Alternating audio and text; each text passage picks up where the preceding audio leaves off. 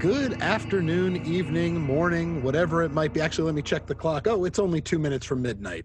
How's everybody doing today? Welcome to another episode of Go Folk Yourself.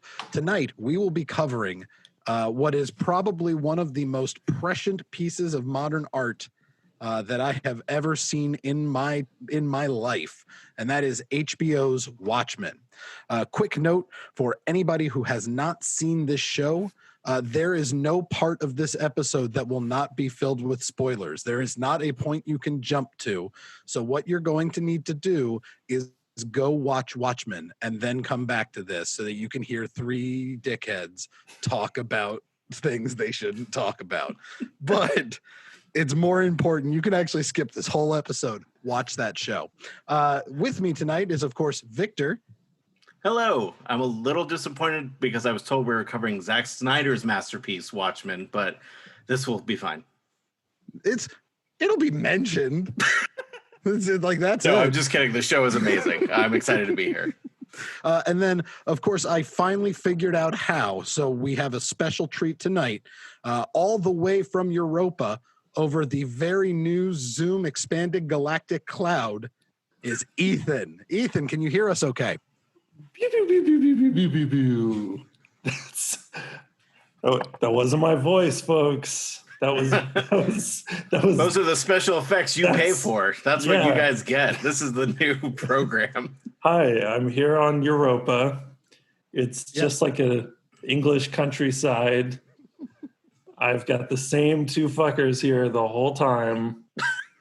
That's gonna be funny if you've seen the show. It sounds maddening. It is. It is maddening. How are you? We're doing great. As you can tell, we're rolling in Patreon money. We now have the technology to beam Zoom calls all the way to a moon that surrounds Jupiter? It's Jupiter's moon, right? Yeah, sure. I haven't You can see Jupiter, right? Yeah, I can see it. I haven't been on Earth since October 2015. How is planet Earth? We're fine. Everything is fine here. Okay. How are you? I'm great. Everything prior to, if I appear on an episode from before October 2015, that is my, what's the word? You know what I'm talking about. Ethan, we lied. It's not fine. Everything's literally on fire. What? I don't actually, literally on fire would be nicer than what it was. No. It started with everything on fire and then escalated from there.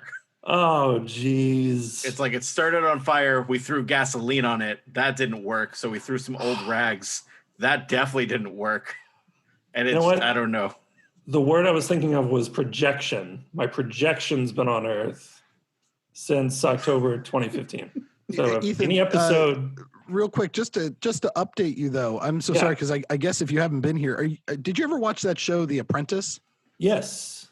So there was this one guy on The Apprentice. Gary Busey. Yeah. No. He was a big guy, really obnoxious, but very charismatic. You know, like you were drawn in.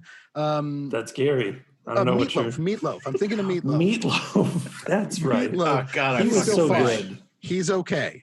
He's a Republican now. Oh. But he's okay. Huh. So, really? Wow. Yeah.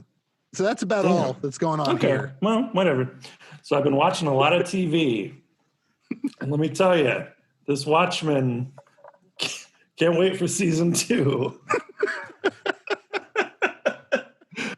For those who are unfamiliar, the point of origin is if you liked Watchmen season 1, you should just know this is actually the easiest way to rip the Band-Aid off, because there's a lot of speculation of whether or not there's going to be a season 2. Damon Lindelof, the showrunner, has said at this point there will be no season 2.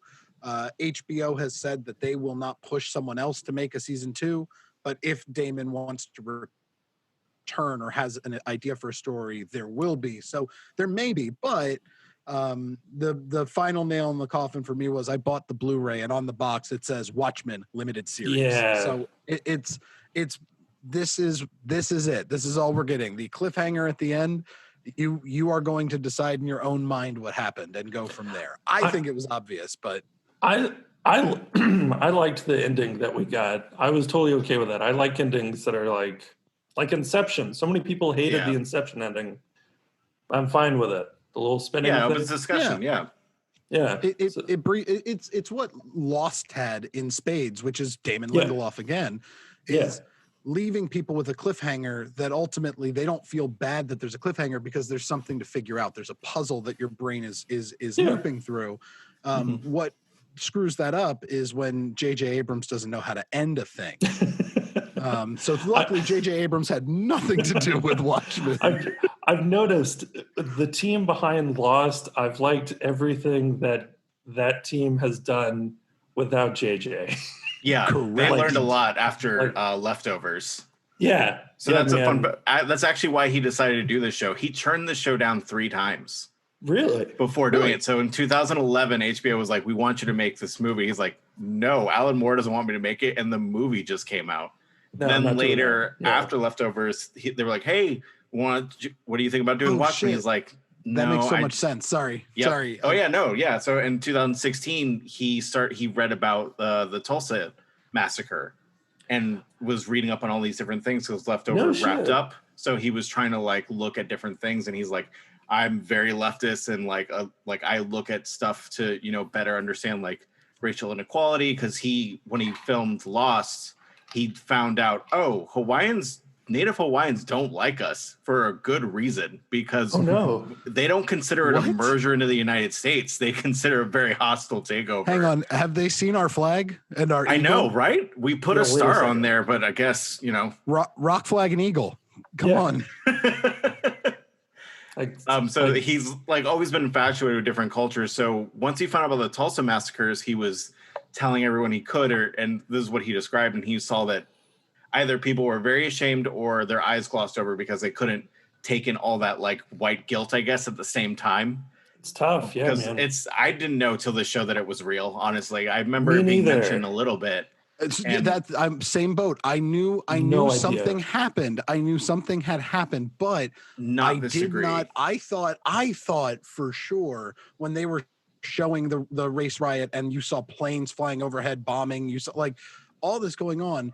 In my head, I was just like, oh, that must be what it looked like in the Watchmen universe. So like there's a difference, because like in ours, I think it was just some lynchings, which is still terrible, but not a full-blown war. Not war. No, it's a full And so when I then was like, let me look it up, and the first article I think was CNN or maybe NBC, but literally it was just like a lot of people don't know that it happened exactly like this. Man, blew me away. Yeah, and he saw the opportunity to do 2 things he couldn't do. Yeah, that too. Yeah. Well, do you guys know in our home state there was a massacre or similar thing that happened in Ocoee? That actually was the same thing. Not until after I watched Watchmen. Yep. Right? Because you start doing homework, you start looking up certain things, and I realized I didn't know that happened right in our home state and not brought up once. Yeah. It's really crazy. Yeah. I was convinced it didn't happen at all when I watched it initially. I was watching it with my wife, and we were like, this is a very dramatic opening. Surely this didn't occur. I looked it up and I was like, fuck, just like that. Like, Jesus. And it's in scale to everything going on. Looking at everything going on right now, there is something, I don't know how Damon Lindelof's finger was so close to the pulse of what was coming up, because it's not that right now things exist that never existed before, right? We are aware of racial inequality. We know about systemic racism. It has been talked about for decades, if not more, right? Centuries even, but no one knew we were this close to the boil. Yeah. And that to me, well, let's dive in, because now, so everyone knows, just based on the fact that we're talking about the Tulsa race riots, where the Ku Klux Klan stormed into Tulsa, one of the wealthiest black-owned areas in all of the United States, and murdered, killed, burned things down. The tone of this Watchmen series is not for the faint of heart, but I think it's also important. Yeah, absolutely. There's not many shows that are important, but I think this one is like, I don't know. I think it's really, really important. It's just, I do think people should watch it. Obviously, I'm on a podcast right now. We're talking about it.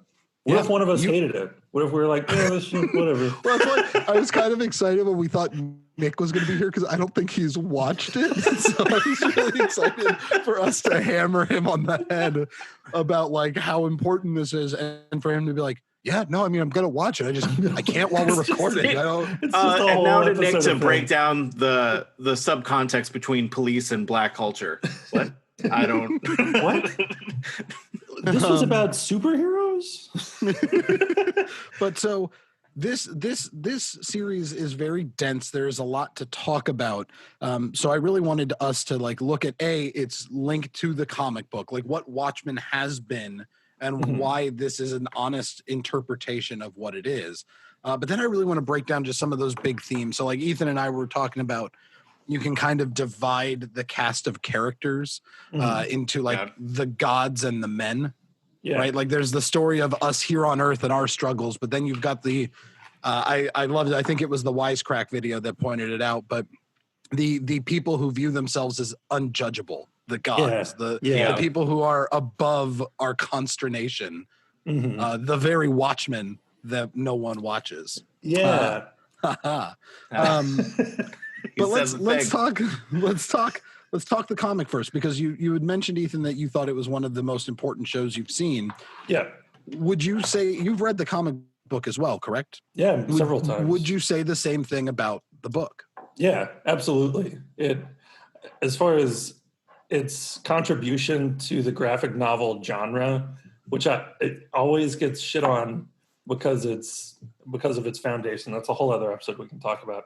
But it's an incredible form of art that so many people overlook entirely because it's comic books. It's like, Garfield.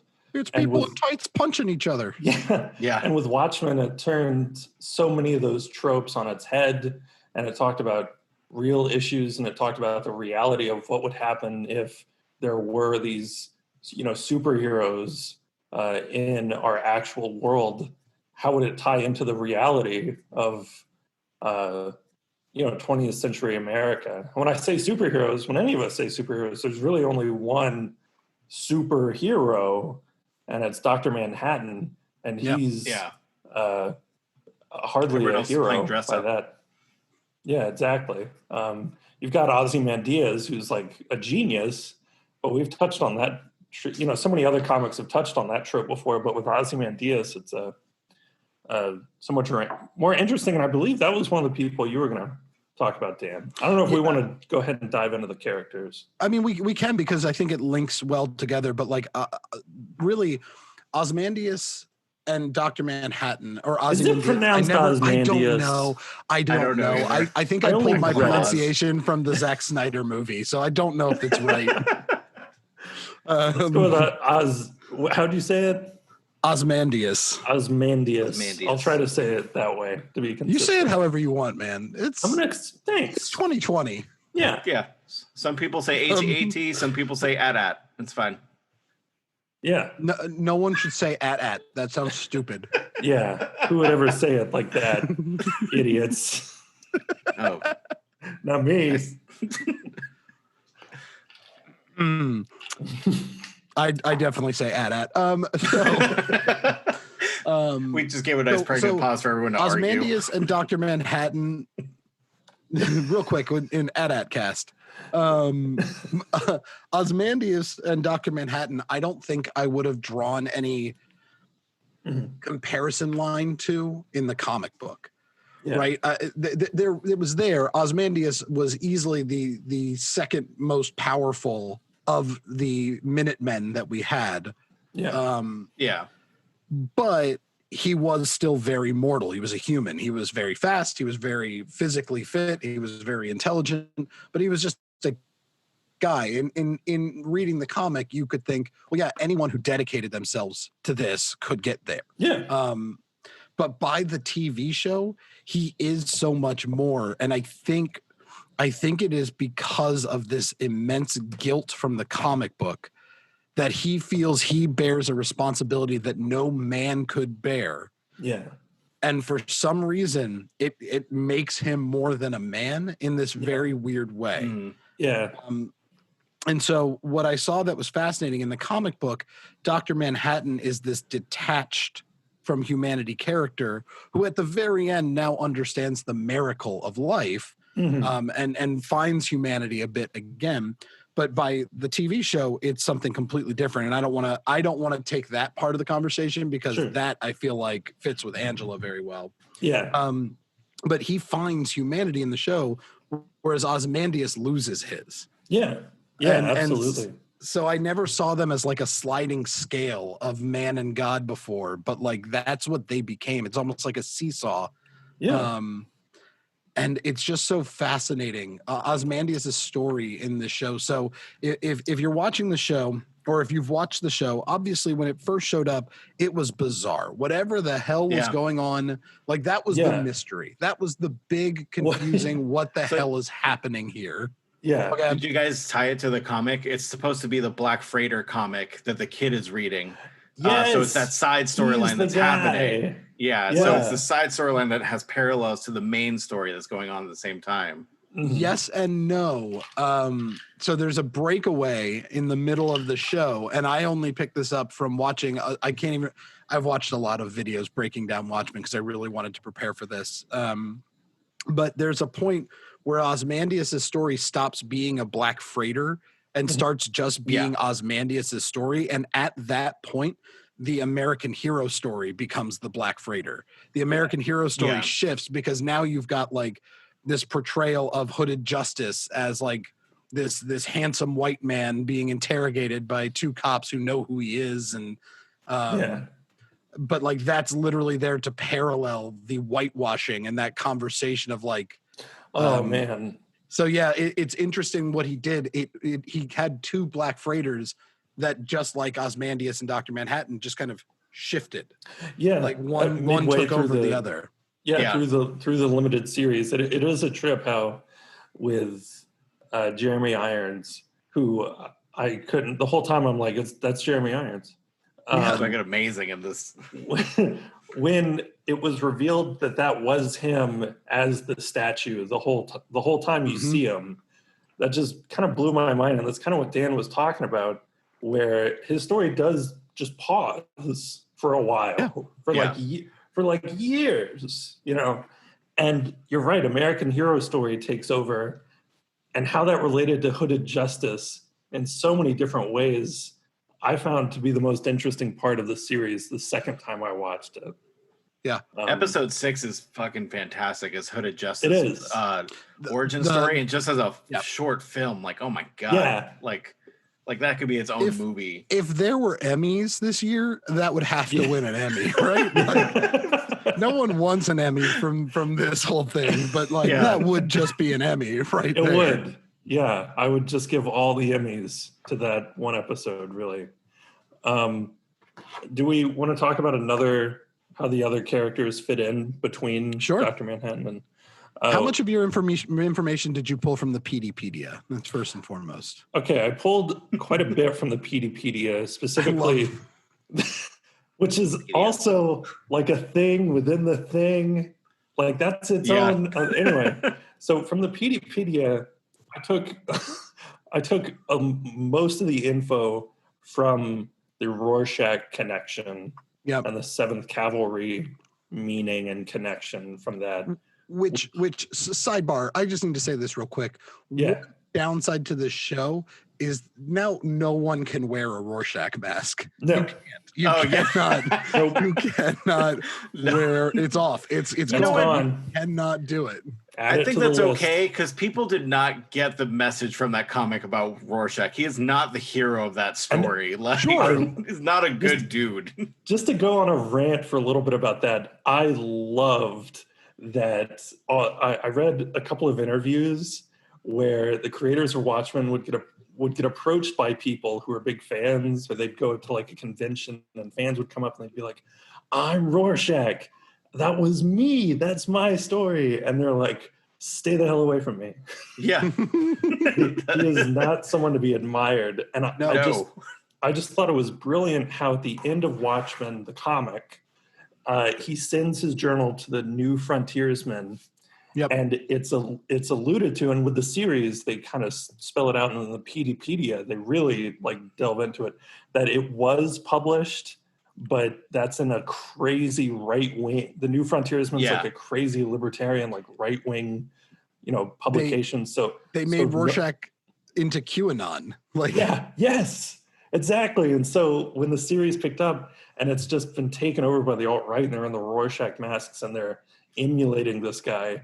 I just thought that was brilliant how they tied, that whole character into this modern day KKK, and with how Cyclops was there the whole time, and it's just adapted to the different forms of it's always been Cyclops. It's just different legs and arms of it. Yeah. And so I love that we never deal in the series. I love that we never deal with Rorschach directly because he's dead. But we don't do any weird time things where it's like, oh, let's see Rorschach now. You don't ever deal with him. I think he's named maybe once or twice just in... Yeah, I think by the reference to the journal. Who he was. Oh, okay, exactly. Yeah. But he's just been taken over by, as you said, Dan, QAnon, 8chan. Took it and was like, that's the truth. That's absolutely it. And it doesn't help that they're right. In this case, Rorschach was very right. His opinion was still very skewed, but he was right. And on Rorschach's character specifically, right in the sense that the events that he told actually happened. Correct. Not his philosophy. Thank you for clarifying. For a second, I was lost. I was like, "Wait, what are you saying?" That he's right? Rorschach was right. Is what I'm saying. You had a lot of sexist opinions, and no, his opinions. We talked a lot about the deep state in last episode. I promise you, Ethan and I are not deep state conspirators. No, his opinions totally wrong. The events of Ozymandias sending a squid to kill 3 million people and bring world peace because we all thought it was an alien. That was right. Nothing else. Mitch, a note on the squid. I'm so sorry to sidetrack. Sure. I wanted to say, I always, after the Zack Snyder movie, I always forgave that they made it a Dr. Manhattan attack because it accomplished the same thing. And I was like, yeah, you know what? It would have been really weird to try to explain the island of artists and writers. And I'm fine with it. But upon watching the series, I'm mad at the movie for not being bolder. Right? Because the squid has way less effects than that movie had, and it looked great, and it was more terrifying. Yeah, it works. This series both makes the movie worse and the comic that much better, in my opinion. To Zack Snyder's credit, he has said he did this movie way too early. Had he done it after Avengers or Avengers 2, it would have been an actual commentary on the Marvel Universe. And the general populace would have had something to relate them to versus being like, man, this is really dark all the fucking time. What is like... Well, it's so funny you should say that because my brother-in-law watched the movie for the first time like a week or so ago. And really? He hadn't read the comic. He hadn't seen this movie, even heard of this movie. He's barely heard of Watchmen. He watched it, and that was his reaction, where he was like, that was weird. That was a weird so maybe never mind. Thing. So it is what I think the producers made Zack Snyder do, is they had to tone down the weirdness. I think if they let him go all in like they did with the series, I think we'd be talking about a totally different movie. Yeah. with 7th Cavalry, I looked it up because I had to figure out what that meant, 7th Cavalry. Now, do you guys know? I didn't know. No, I don't actually.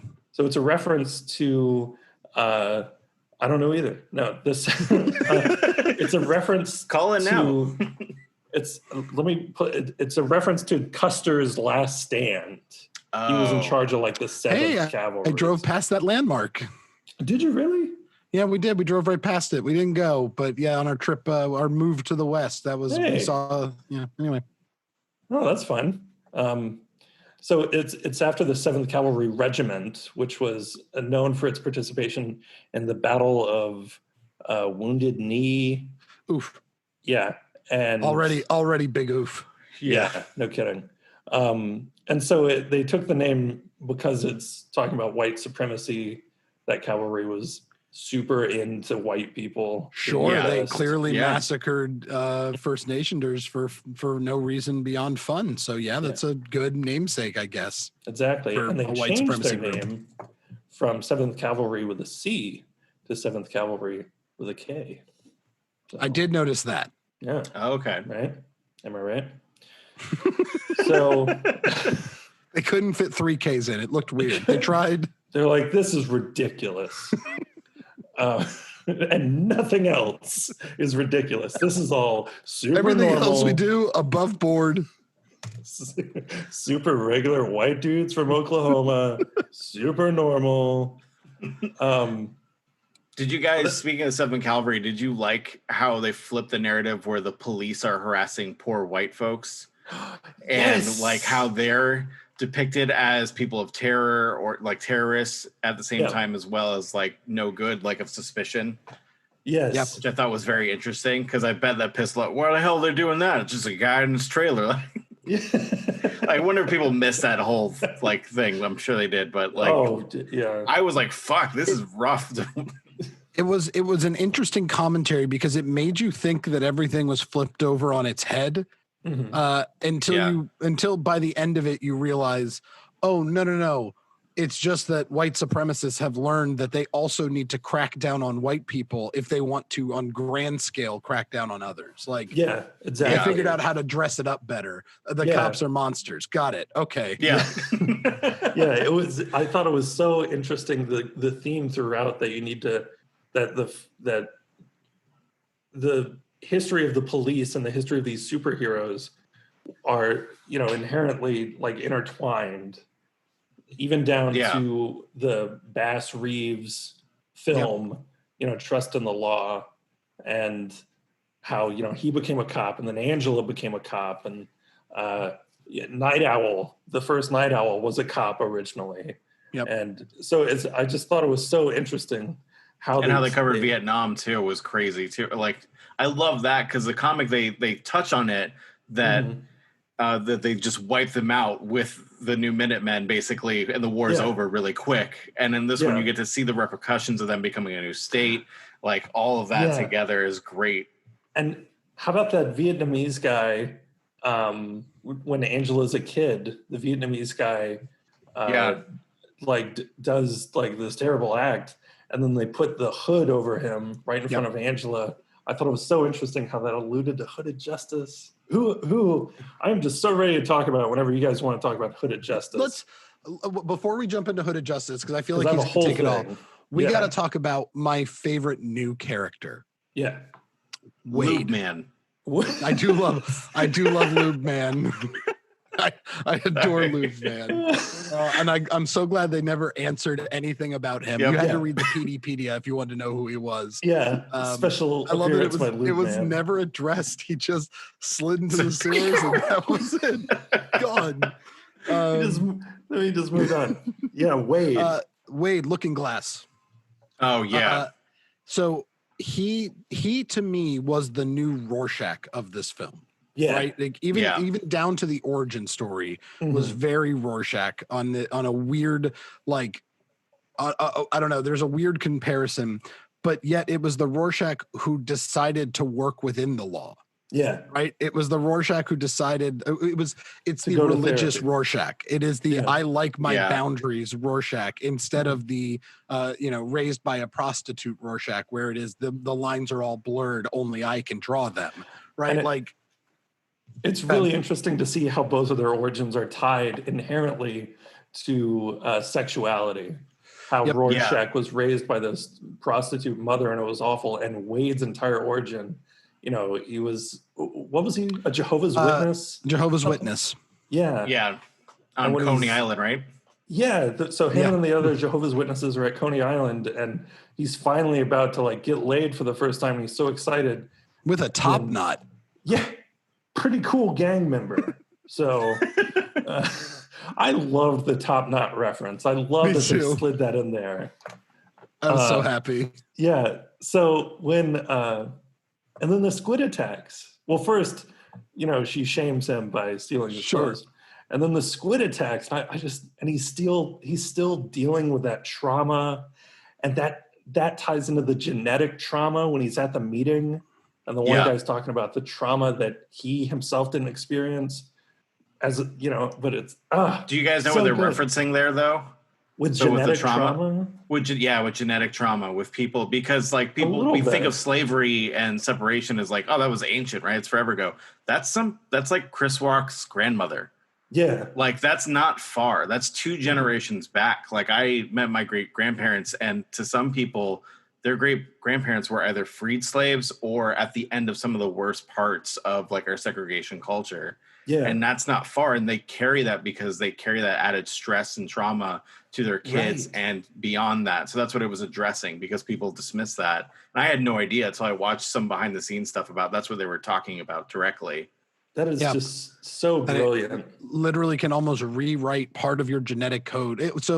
I had learned about it in reference to the Holocaust, which very similar things happened with survivors of the Holocaust. Is there is almost just a new gene that forms itself, even though you yourself have never gone through it. It's I don't know. It's fascinating. It's almost like an immune system response to trauma. Yeah. Fascinating. It is. What with Looking Glass with Wade, I could not tell if he was a good guy. Me neither. The whole time. I love that. He was so ambiguous. Well, until I knew for sure that he kicked the shit out of those 7th Cavalry men and stole one of their masks. That's when I was like, cool. Yeah. Wade's on our side. Because they introduce him as someone who tortures people psychologically, kind of or no, he doesn't really. He assesses them. Angela does the torturing, but right. Yeah. And I liked that they turned that trope on its head, where he's this he has every reason. With what the narrative is being pushed at us with the show, he has every reason to also be a member of the 7th Cavalry, or at least be associated with them. Because he fits the profile for that. And he's not, and I love that. I love that they turned that on its head. That's important, because the difference between Wade and maybe someone very similar to him who is not in his position is Wade works with other people and learns their perspectives. That's his job. Yeah. He literally learns the minds of others. And when you understand people, you don't hate them as much. Yeah. He also still believes in the law. He when they take in Ozzy, he doesn't go crazy and shoots him or anything like that. He the laws, he's a lawful good character in the sense that's his rule. To break past the badge is, I think, beyond him. That's his center. Mm-hmm. Yeah. Well, that's his line. Religious background. He really zealous religious background. Yeah. Yeah. He cannot live without lines. He needs lines of what is right, what is wrong, it has to be there, or else he has no balance, and he needs balance. And that's exactly like Rorschach. Everything was black and white. Everything was this or that. The difference is Rorschach believed only he saw the lines. Yeah, he saw the black and white. Wade knew someone else at least had drawn the lines. He just respected the lines. Yeah. And speaking of lines, I feel like this is a good transition to our sponsor, Audible. No, I'm kidding. We don't have them. I thought what they did with Laurie Blake's character, Silk Spectre, I thought, God, yeah, I thought what they did was so great, and how they connected her to the comedian was really, really great. How she became more like him. She became more like her dad in later life instead of, she took his name, for fuck's sake. Yeah, and she's like working for the government just like he did. Oh, like, shit, I didn't even put that together. Yeah, she pretty much took over what he did. You know, she was a superhero, vigilante, and now she's hunting vigilantes. And that, I mean, because she still enjoyed the thrill, she still enjoyed the violence, she still has that piece of her. And she didn't want someone saying she couldn't, so now she was just doing it for someone else and is given a relative freedom.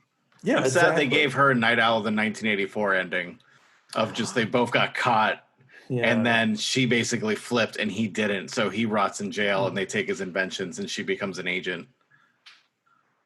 Well, one beacon of hope we have is if Damon Lindelof ever does a second season, he has said that he feels very strongly that Dan Dreiberg has some important perspective to share. And that's basically what he said. And I was just like, yeah, I would love in like 10 years to get a Dan Dreiberg story, like Old Man Dan. Like, I'll take it. Just like the first Night Owl lived forever and ever and ever. The second, because I thought Night Owl was one of my favorite characters from the comic book. I thought he was so interesting. And when the first Did you guys know he was supposed to be Blue Beetle? Alan Moore wanted to actually use DC characters, and they were like, no. He wanted to use a lot. That's why I forget some of the other B-list heroes they were using, but I just remember Blue Beetle was one and some of the others, and they're just like, no thank you. Nope, not going to work. I saw an article. I didn't read it, but I just looked through the list of what there was supposed to be just to see if I recognized any of them. And Dr. Manhattan was supposed to be Dr. Atomic, I think. And then Watchmen was such a big hit that when they revamped Dr. Atomic, they pretty much made him like a Walmart brand Dr. Manhattan. Yeah. Now they fully embrace it.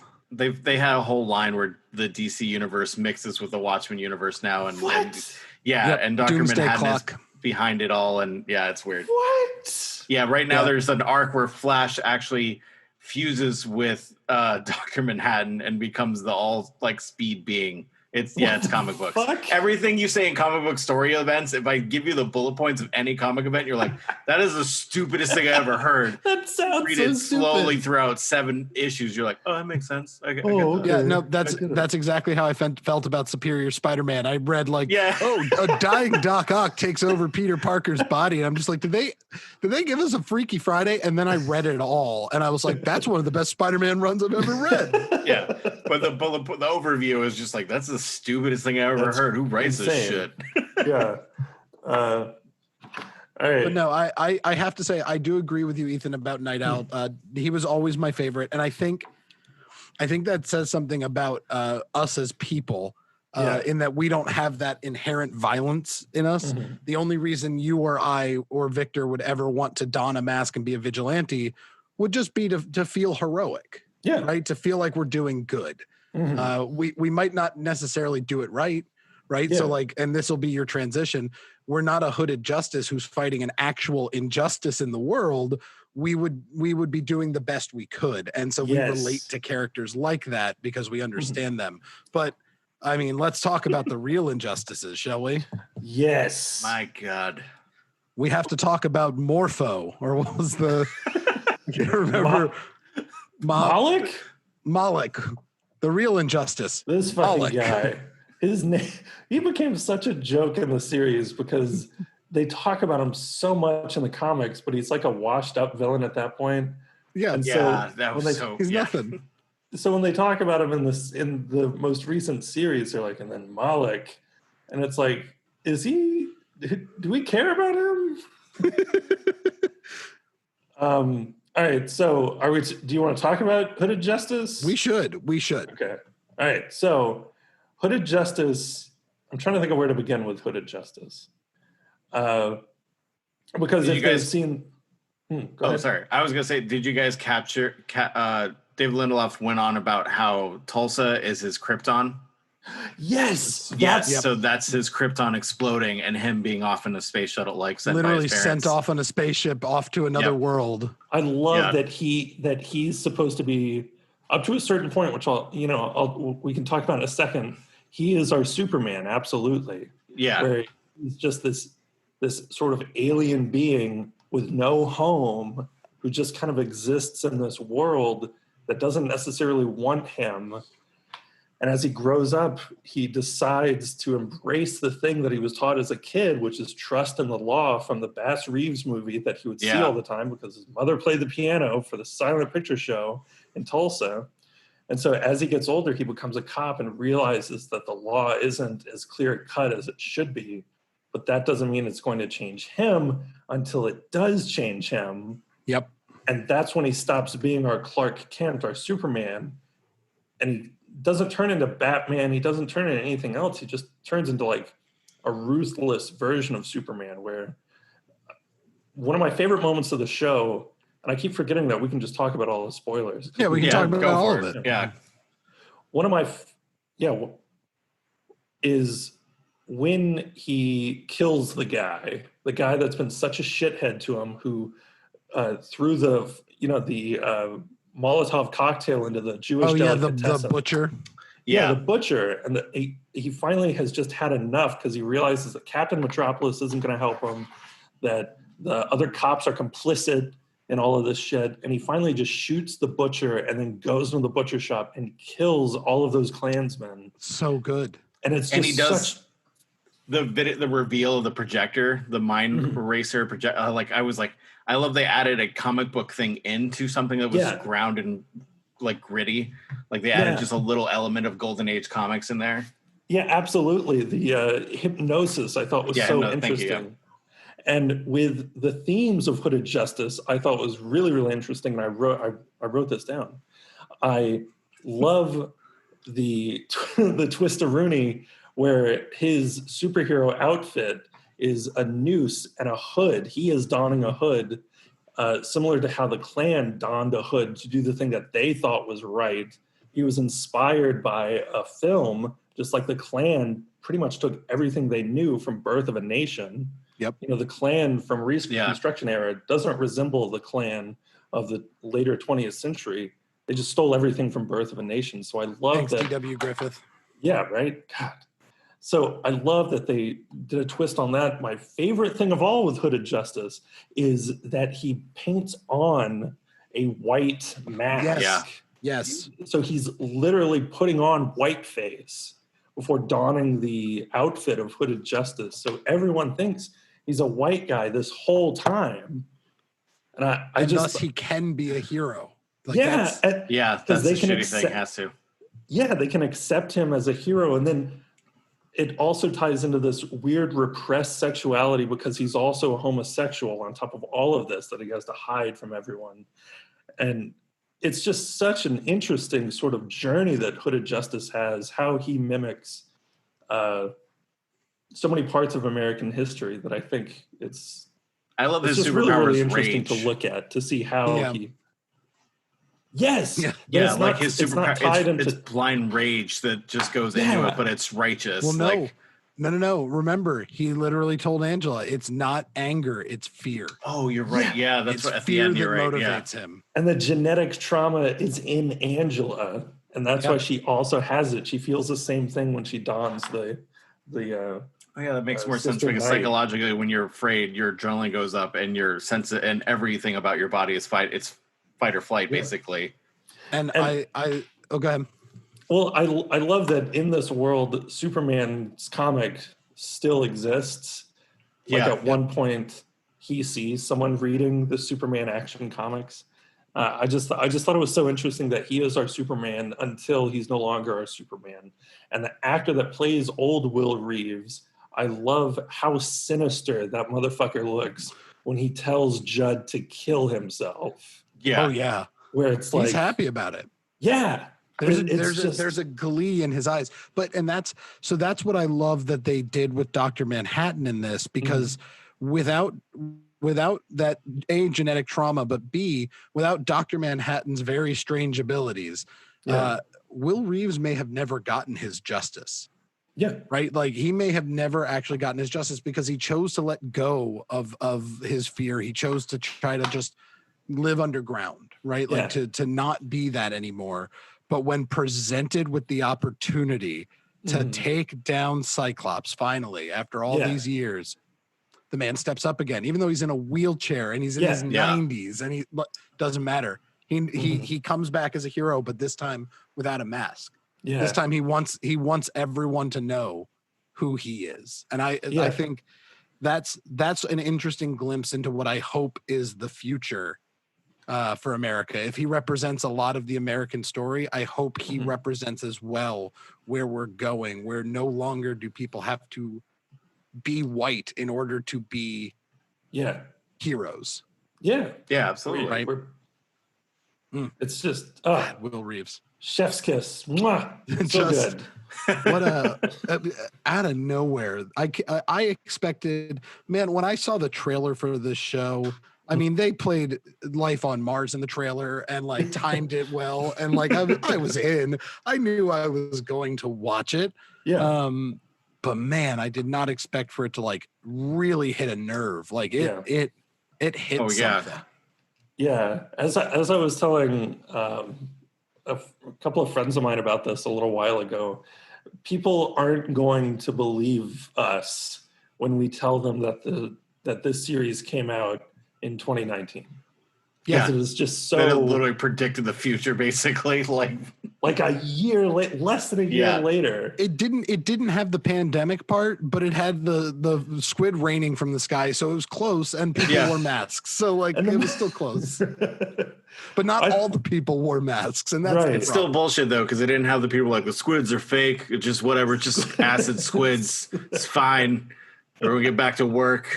Yeah, I'm actually really surprised. I'm surprised I've not seen anyone like use Watchmen as a anti-mask meme, because you've got Gold like when the gamekeeper is dying, he's like, well, why did you make me wear a mask? Because masks make people cruel, right? Yeah. Like that's an easy anti-mask meme. That's so Was easy. I a worthy adversary? No. No, that's so brutal. When he tells him no, what I didn't pick up, him die. What I didn't pick up on until I watched, I think, a YouTube video on it by Alt Shift X, which I recommend to everybody, is everything Ozymandias, sure, Jeremy Irons. When he's going through the trial, when he's dealing with a gamekeeper, when he's like putting on the play, when he's doing all this other shit other than launching bodies, onto the rest of Europa, it's just because he's bored. The dude's just bored. So when he's so bored, when Crookshanks is like the other lawyer and she like winks at him, that's the shit that kills me. I thought it was so funny the second time I'm watching it. He gave himself his own trial. He wanted to be put on trial by someone. He writes this. That's how he's like dealing with the trauma and everything. He writes this long play about the origin of Dr. Manhattan. And that is like the most relatable shit. Like he's so bored. He's doing all this wacky dacky shit that is totally meaningless. Yeah. Like, whatever he's actually supposed to be doing. And I just thought it was so funny where it's like, oh, this genius is bored. Like when I'm bored, I just nap more, but like this motherfucker's putting on plays. He wrote a play and he's running it. He's figured out how to, I guess the bodies in the lake, that wasn't him. He can't have credit for that. What was that? I missed that the second time. Did Dr. Manhattan give him a device to have to like speed run the babies into being adults? No, I'm guessing that Dr. Manhattan made that a way for them to have more people if they wanted. That's gotta be it. I don't know. That was never explained, and I don't think I ever wanted that explanation though. Not if really. That makes sense. When he was scooping babies out of the lake, I was like, whoa. Fuck. Yeah, it's uncomfortable, especially when he's like looking at them like, well, this one's not good. Toss. Yeah. Whee! Yeah, that was definitely one of the moments of the show where I'm just going like, what the fuck is happening? What are they? And you can't know. You can't know what's happening. You're not allowed to know. The greatest mystery of all, Jeremy Irons' disappearing American accent. it's no one knows what happened to that accent. He's a wonderful actor. I love him. But there was some times where he was like, I'm from New York. And it's like, this is just how I talk. Mate. No, wait. I'm just a regular American. Do you watch It's Always Sunny in Philadelphia? Yes. It's like when Dennis walks into the room, he's like, I think I might have a solution. That's supposed to be a British accent? Oh, fuck. You know what? It was perfect in my head. I had a perfect British accent in my head. That's Jeremy Irons. All right. So what else did you... So I feel like we covered the big notes of the show. Yeah. I guess for really the rest of it is just the elegance of how the comic was. So I don't know if Alan Moore will ever watch this show, right? He was Probably obviously against it. I don't think he owns a TV. He probably does not. But I feel like he wouldn't like it because he'll never like anything. I don't think he's capable of liking. But I feel like so he would see this and think, at least the guy, he understood what I was going for. I would hope he would think that, because as three big fans of the series, of the comic series, the limited I've only ever read it as the single thing, the graphic novel. Was it ever a limited? It was originally 12 issues. Yeah, 12 issues. No kidding. No. You can buy them. Some of them are the last 3 are very expensive typically. But I think I have like issues 1 through 4 from the original run. Nice. So I would hope that he would see it and he would agree with us that the guy at least picked up on the shit he was talking about. I mean, especially with how it ties into American politics, how Robert Redford, because it would be the big swing in the other direction where Robert Redford would become president and then they would have shit like reparations. They would. Well, that's another, by the way, little sign of hope for anyone listening. Anyone who has followed political history for long enough knows it is a pendulum. As far right as things have been leaning recently, I'm very excited for what the far left lean looks like. I don't know when it'll happen. It might not be this year. We have to kind of accept that. I really hope it's this year. If it's not, that'll be such a bummer. Yeah, I'm gonna have to talk to the Bleaches about how I moved to Scotland, which I know they're not in Scotland, but I feel like they know a person. They could help us. I mean, how many? I mean, come on, how many people in Scotland would say no? Right, we're very charming. Don't we both have roots in Scotland? I do have roots in Scotland. Well, I just winked at Dan over Zoom. Given your last name, I feel like you could at least claim some sort of land in Watford. Right? Maybe in the Harry Potter studios. Fun fact, that's where they filmed them. Did you know that? Yeah. Did you get money for that? No. Oh, I think you're owed something. I've said it before and I'll say it again. I think my last name's Watford because the dude that came over here was an indentured servant and he didn't have a last name. So they're like, what's your last name? And he's like, I don't have one. And they're like, where are you from? And he's like, Watford, I think. Well, I grew up in Watford. Watford? It's 1600. And they're like, you're broke as shit, dude. You don't have a last name. You can, you know what? We're calling you Watford and you can move into that apartment, that brick building right over there. That's yours. A brick building? Yeah, you get one room in it. So like a whole room to myself? Blimey.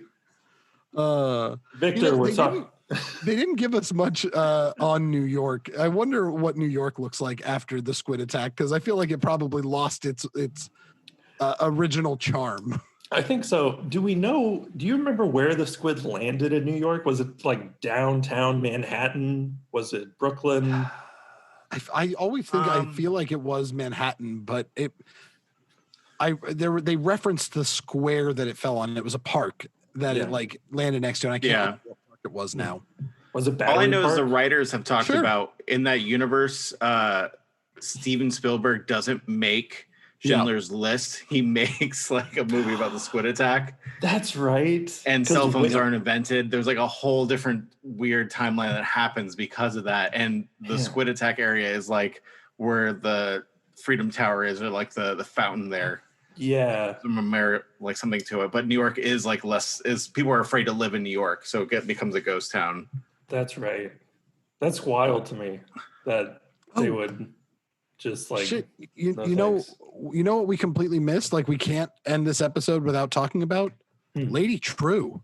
Oh my gosh. Oh yeah. We can't not talk about Lady True, because what an excellent addition to the Watchmen roster, much like Wade, right? Yeah. Like this new character that like absolutely belongs in the god level of the Watchmen lore. It's a rerun. I love that moment where she tells him it's a rerun. Yeah, you're just dropping squids on people over and over. It's a rerun. Yeah.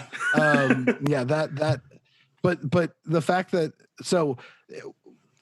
genetics plays such a huge role in this show, and like the idea of genetics. So the idea that just because she is the daughter of Adrian Veidt, it's genetically she's predisposed to be that smart, but it also could be that like she was nurtured to believe that she was destined to be that smart, and you have no idea. You can't know the answer to that. Exactly. But she doesn't. I thought her whole origin story was great, and I think that ties into the major theme of the show, which is how we're connected to our families. Because that goes into Angela Abar so perfectly, who is also, I mean, I think she's probably my favorite newest addition. For the characters. Absolutely. Angela, I love Wade. Angela is the most fleshed out of them all, obviously. And she gets it from Hooded Justice, who was a character in the first one, but like, I looked it up. Maybe you guys can correct me on this. He was like a totally different guy that they kind of alluded to in the comics. So in the comics, he's never unmasked. So David took that as a way to like mix the two together. And he's like, okay, if I'm going to do the unthinkable and give this guy an origin story that Alan Moore didn't even do, I have to give him a reason why he didn't take off his mask. The only thing you knew from the comic book about Hooded Justice was that A, he was probably secretly hooking up with Captain Metropolis, that was exposed.